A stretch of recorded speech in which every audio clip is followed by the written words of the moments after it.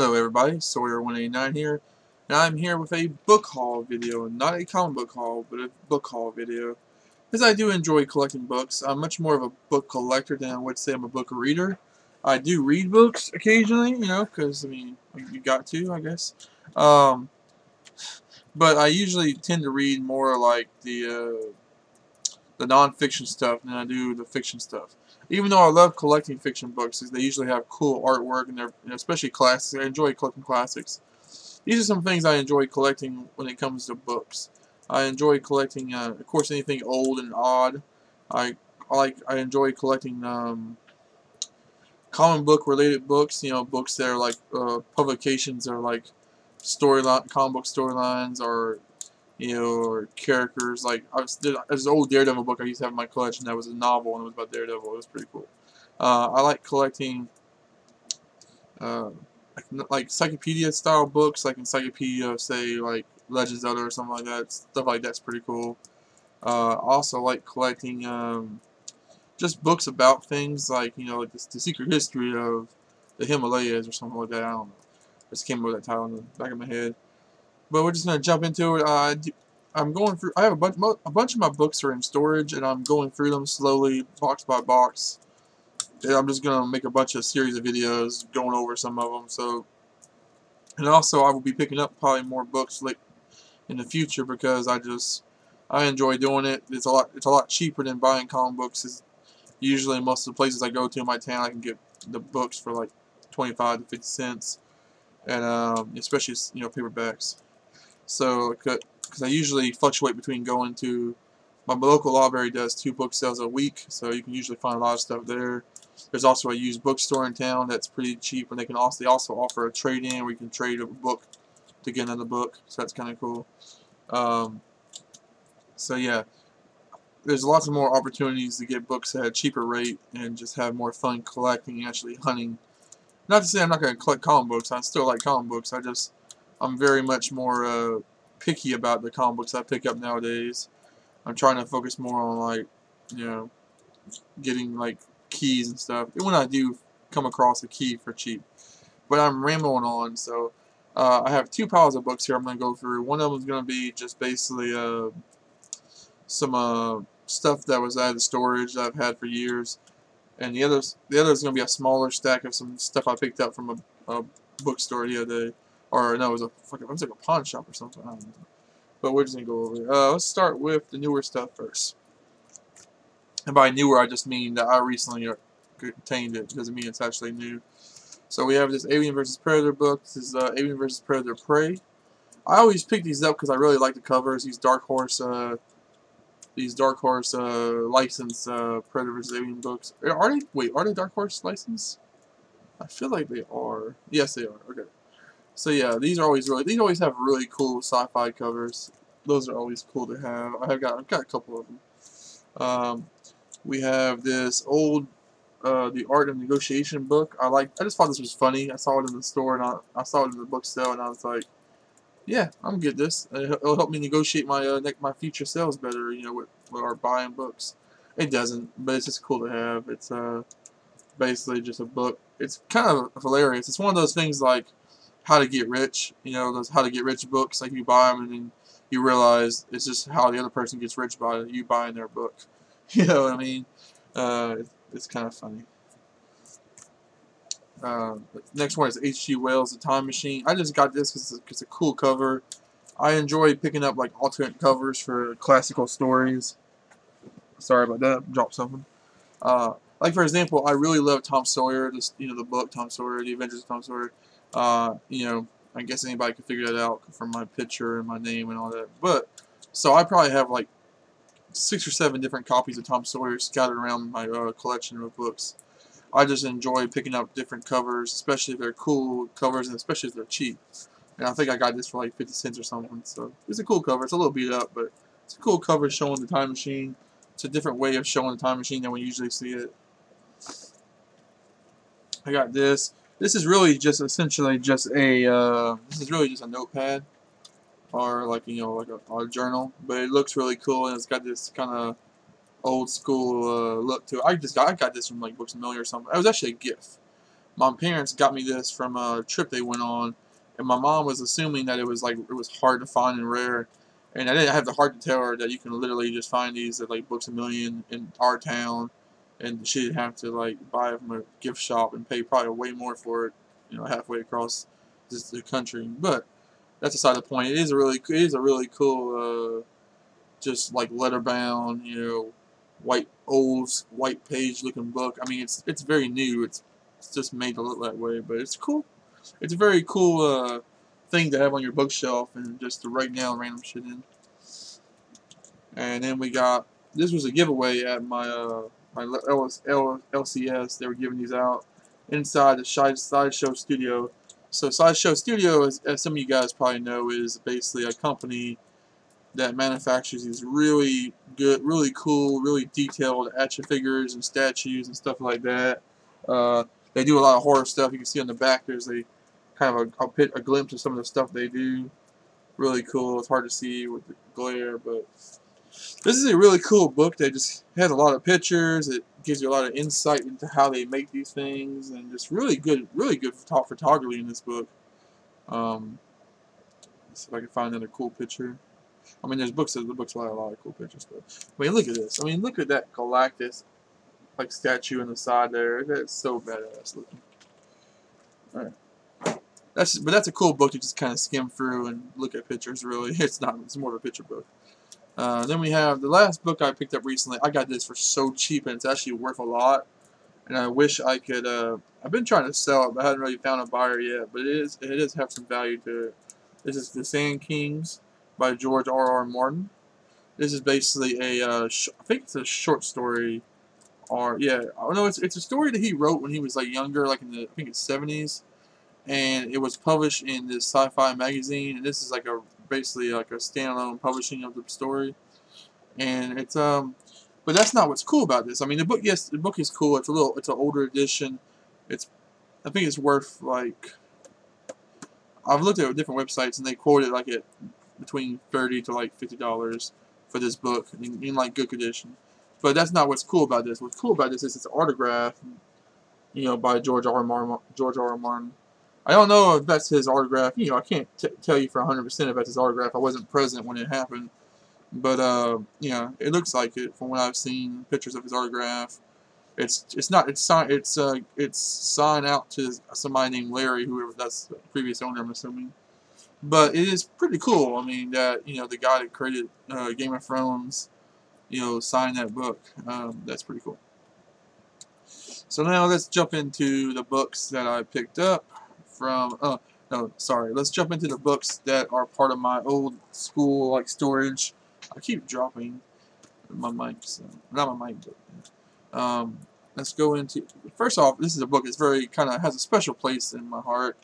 It's called Firehair, a Novel of the West, and it's by Harvey. I can't really say his last name. I don't know how to pronounce it, but yeah. This is you probably never heard of this book because it's a self-published book, but this is self-published by I don't want to say friend, but a acquaintance of mine that I was in a writing class with, or a writing group with, and because I like to write, it's one of my pastimes. I like to write poetry and short stories, microfiction, stuff like that, and I was in this group for a couple years and made a lot of good friends in that group and a lot of positive influences, trying to give you positive energy to jump into the writing game. And one of the most positive ones for me was Harvey over here. He was he's a much older man, and he was very very well versed in his Western history, the Wild West history. And he was always, telling me to keep pushing forward and keep trying it. And just give good advice in general. And this is a book that he was able to self-publish just a few years before he unfortunately died. And then he was able to get one of his dreams out there before he died, and that was to publish a book. And it's basically honestly and truly, I'm not really a big fan of the actual story because this is not my kind of story, but it is special to me because he signed it in the first page. He gave me a little like I guess monologue, a little speech, about not giving up and all that, pursuing your dream and on that page. That's really cool. and it's basically the story of a mail-order bride. Her parents die, and she has nowhere to go, and the only way she can make money is by becoming a mail-order bride and get sent to this new guy, and basically into a life of servitude for the most part. And it's basically about her like falling in love with someone else, and it's like this whole kind of travel in the frontier story from the perspective of a woman. It's interesting, um, but it's not really my thing for the most part. But still, I'm kind of annoyed that it got messed up. It got a little bent up. As you can see here, some creases and stuff while in storage, and that's kind of unfortunate. But those kind of things happen. Next up, we have the Star Wars Encyclopedia to the universe, Star Wars universe. I said that totally out of order, but and this is totally not in canon anymore. But it's the third edition. When was this made? This is made a long time ago. Let's just find the copyright real quick.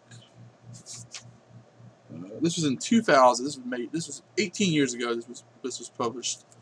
And this is cool. I mean, it's really, if you like encyclopedia type stuff and you like Star Wars, you should definitely try to hunt one of these down. There's a couple different versions, but it's just, and they got little cool little images on different pages, and it just really gets really detailed and all this stuff. Because this is back whenever George Lucas still had the rights to Star Wars, and everything Star Wars related was part of canon. George Lucas was very adamant about that back in the day. All the books, all the novelizations, all the comic books, all the any video games that were put out, they had to be part of the canon. So this encyclopedia basically covers all that, and it's crazy how much stuff they jam into this book. So if you are a Star Wars fan and you like the old, especially if you like the comic books and the novelizations, definitely check that out. Next up, we have this book. It's called Secrets, Lies, Gizmos, and Spies: A History of Spies and Espionage. I bought this way back when I was like in grade school or elementary school. I bought this way back then at a book fair. You guys remember book fairs? I mean, I vaguely do. And this was really cool. I bought this one, and I think I bought a History of Robots. And I wish I still had the History of Robots book, but I have no idea where that's at. It was a history of robots from throughout fiction and reality. But this is really cool. It's basically a guide into it basically just shows you all this stuff about old school history spies. Basically, it starts off with George Washington and his spy ring, and then it goes all the way to like World War II, World War I, Cold War stuff. There's some really cool imagery in here, and just some cool stuff in general. I mean, you have a picture here of it even shows a damn corpse being lifted off, and some it's just a lot of stuff. This is a really cool image. I always thought this was really cool. Basically, like a German or some kind of soldier, a member of the French resistance, waiting for an unsuspecting German. So yeah, lots of cool stuff in there, especially if you're into spy stuff. It goes into fictional spy stuff and non-fictional spy stuff. So it's really cool. There's even a whole section of KGB weapons and how they used to hide like umbrellas with poison dart tips and stuff like that. Just crazy stuff. Next up, we have Walt Disney, The Art of Walt Disney. This is a old school. This is actually, I think this was my brother's originally, and I just kind of inherited it or stole it, wanted to. But it's a book from back in the. I think this was printed in 1975, the same year my brother was born, actually. So he probably got this. My mom probably bought this for him or something. As like a keepsake, and I just stole it. So judge me.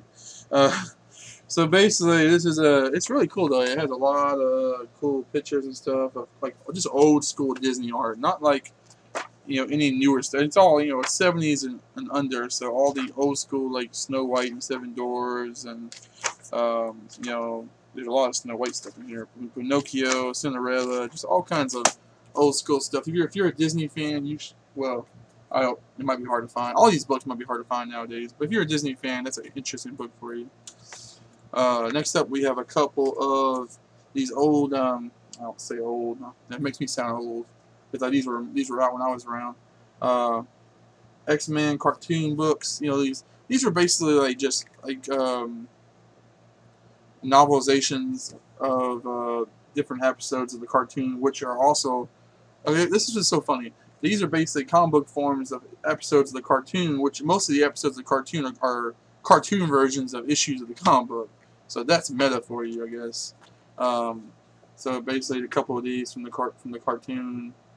They're very made for young readers. You know, they're very simple, but I do love the art. The art's pretty cool in these. Look at the way they draw Cyclops. That just looks cool to me, even though his glasses are the wrong color.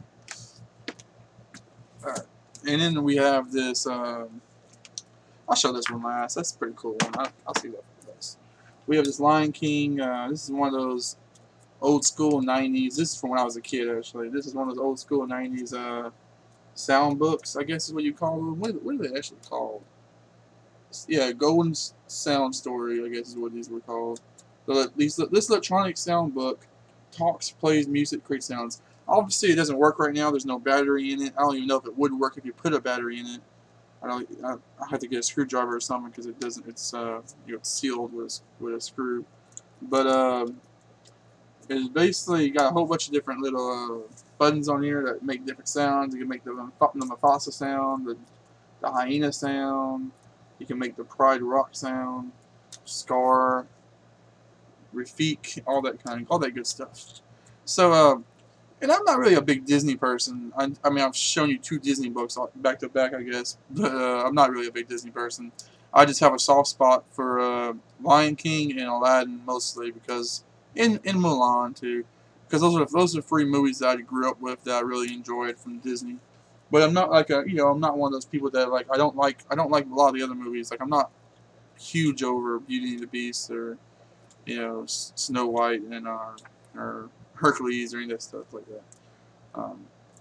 Then the last book I want to talk about real quick is Batman and Me, by basically a autobiography of Bob Kane, which I don't know. I don't like to judge people, especially people I don't know. But if you watch the Hulu documentary, I think it's called Batman. I think it's called Batman and Bill, actually, which is kind of a very similar title. That documentary is all about Bill Finger, who was credited with being the artist. No, is he the artist? Yeah, he's credited with being the artist of Batman and basically creating the image of what Batman looks like and stuff.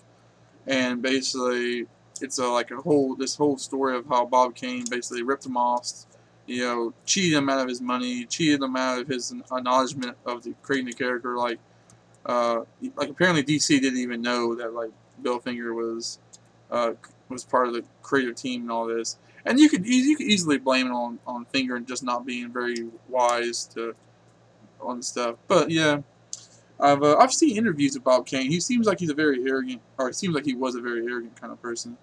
But it's whatever. I mean, I'm sure he's still a good creator, and he was definitely a good showman.